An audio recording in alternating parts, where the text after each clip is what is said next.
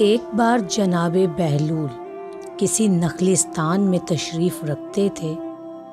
ایک تاجر کا وہاں سے گزر ہوا۔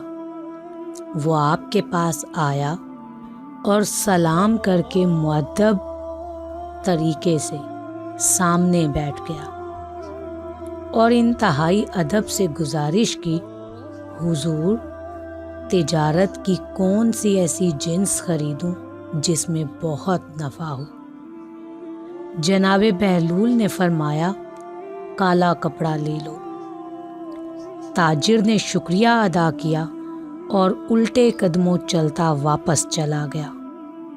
جا کر اس نے علاقے میں دستیاب تمام سیاہ کپڑا خرید لیا۔ کچھ دنوں بعد شہر کا بہت بڑا آدمی انتقال کر گیا۔ ماتمی لباس کے لیے سارا شہر سیاہ کپڑے کی تلاش میں نکل کھڑا ہوا۔ اب کپڑا سارا اس تاجر کے پاس ذخیرہ تھا۔ اس نے منہ مانگے داموں فروخت کیا اور اتنا نفع کمایا جتنا ساری زندگی نہ کمایا تھا۔ وہ بہت ہی امیر کبیر ہو گیا۔ کچھ عرصے بعد وہ گھوڑے پر سوار کہیں سے گزرا۔ جناب بہلول وہاں تشریف رکھتے تھے۔ وہ وہیں گھوڑے پر بیٹھے بولا، او دیوانے، اب کی بار کیا لوں؟ بہلول نے فرمایا، تربوز لے لو۔ وہ بھاگا بھاگا گیا اور ساری دولت سے پورے ملک کے تربوز خرید لیے۔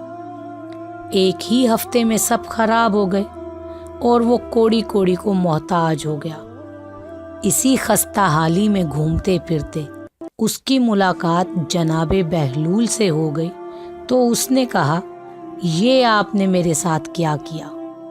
جناب بہلول نے فرمایا، میں نے نہیں، تیرے لہجوں اور الفاظ نے سب کچھ کیا۔